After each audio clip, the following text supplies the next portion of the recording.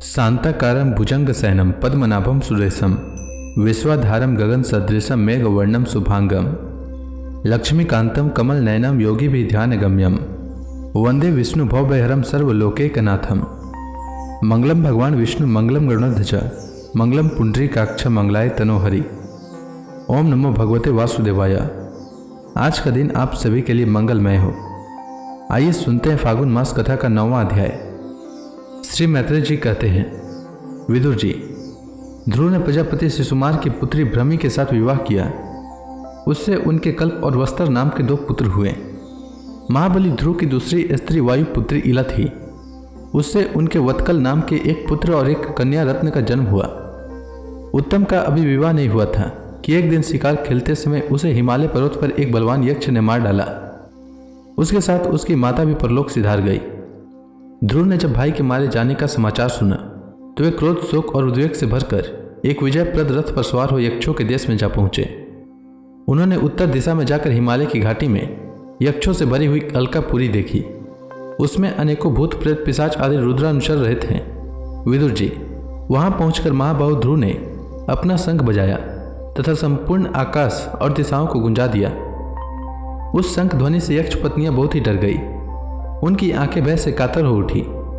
वीरवर विदुर जी, महाबलवान यक्ष वीरों को वह शंख नाद सहन न हुआ, इसलिए वे तरह तरह के अस्त्र शस्त्र लेकर नगर के बाहर निकल आए और ध्रुव पर टूट पड़े। महारथी ध्रुव प्रचंड धनुर्धर थे। उन्होंने एक ही साथ उनमें से प्रत्येक को 3-3 बाण मारे।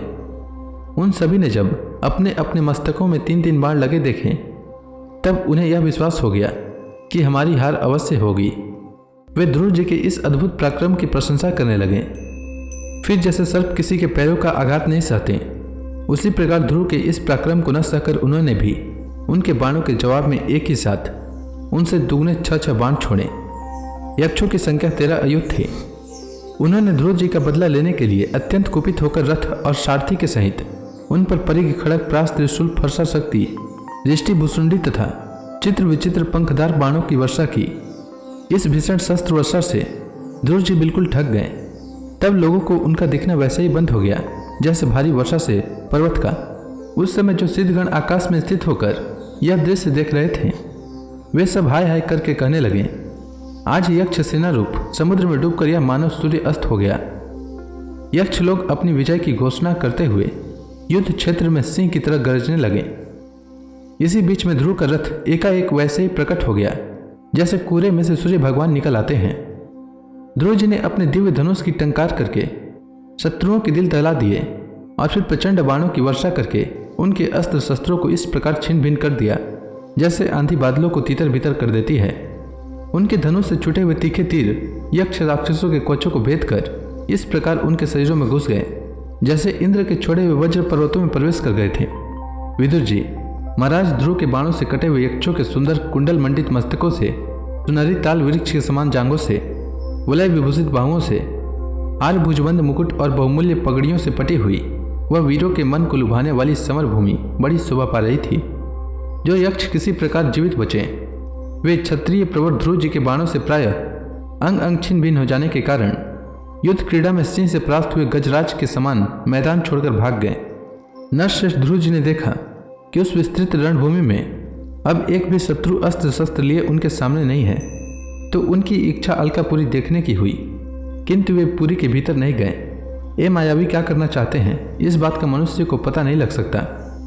सारथी से इस प्रकार कहकर वे उस विचित्र रथ में बैठे रहे तथा शत्रु के नवीन आक्रमण की आशंका से सावधान हो गए। इतने में ही उन्हें समुद्र की गर्जना के समान आंधी का भीषण शब्द सुनाई दिया तथा दिशाओं में उठती हुई धूल भी दिखाई दी।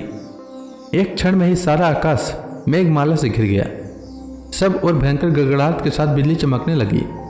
निष्पाप विदुर जी, फिर आकाश में एक पर्वत दिखाई दिया और सभी दिशाओं में पत्थरों की वर्षा के साथ गदा, परिघ, तलवार और मुसल गिरने लगे।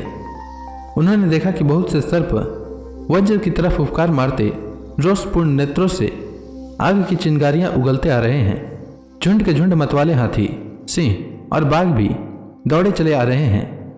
प्रलय काल के समान भयंकर समुद्र अपनी उताल तरंगों से पृथ्वी को सब ओर से डुबाता हुआ बड़ी भीषण गर्जना के साथ उनकी ओर बढ़ रहा है। क्रूर स्वभाव असुरों ने अपनी आसुरी माया से ऐसे ही बहुत से कौतुक दिखलाए जिनसे कायरों के मन कांप सकते थे। ध्रुव जी पर असुरों ने अपनी दुस्तर माया फैलाई है, यह सुनकर वहां कुछ मुनियों ने आकर उनके लिए मंगल कामना की। मुनियों ने कहा, उतानपाद नंदन ध्रुव, शरणागत भय भंजन सारंग पाणी भगवान नारायण तुम्हारे शत्रुओं का संहार करें।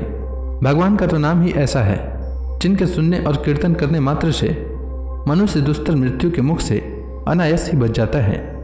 श्री मैत्रेय जी कहते हैं, विदुर जी, ऋषियों का ऐसा कथन सुनकर महाराज ध्रुव ने आचमन कर श्री नारायण के बनाए हुए नारायणास्त्र को अपने धनुष पर चढ़ाया। उस बाण के चढ़ाते ही यक्षों द्वारा रची हुई नाना प्रकार की माया उसी क्षण नष्ट हो गई। जिस प्रकार ज्ञान का उदय होने पर अविद्या आदि कलेश नष्ट हो जाते हैं, ऋषिवर नारायण के द्वारा आविष्कृत उस अस्त्र को धनुष पर चढ़ाते ही उससे राजहंस के पक्ष और सोने के फल वाले बड़े तीखे बाण निकले और जिस प्रकार मयूर के कारव करते वन में घुस जाते हैं, उसी प्रकार भयंकर साए साए शब्द करते हुए वे शत्रु की सेना में घुस गए। उन तीखी धार वाले बाणों ने शत्रुओं को बेचैन कर दिया। तब उस रणांगन में अनेकों यक्षों ने अत्यंत कुपित होकर अपने अस्त्र शस्त्र संभाले और जिस प्रकार गरुड़ के छेदने से बड़े बड़े सर्प फन उठाकर उनकी ओर दौड़ते हैं, उसी प्रकार वे इधर उधर ध्रुव जी पर टूट पड़े। उन्हें सामने आते देख ध्रुव जी ने अपने बाणों द्वारा उनकी भुजाएं, जांघें, कंधे और उदर आदि अंग प्रत्यंगों को छिन्न भिन्न कर उन्हें उन सर्वश्रेष्ठ लोक में भेज दिया, जिसमें उधर रहता मुनिगण सूर्यमंडल का भेदन करके जाते हैं। अब उनके पितामह स्वयंभू मनु ने देखा कि विचित्र रथ पर चढ़े हुए ध्रुव अनेकों निरपराध यक्षों को मार रहे हैं, तो उन्हें उन पर बहुत दया आई। वे बहुत से ऋषियों को साथ लेकर वहां आए और अपने पौत्र ध्रुव को समझाने लगे। तो इसी के साथ यह अध्याय समाप्त हुआ। इसके आगे मनु जी ने ध्रुव जी से क्या कहा वह मैं कल के अध्याय में सुनाऊंगा। तब तक के लिए भगवान हरि का नाम लेते रहें। तो प्रेम से बोली भगवान विष्णु की जय, श्री कृष्ण भगवान की जय, समस्त देवी देवताओं की जय।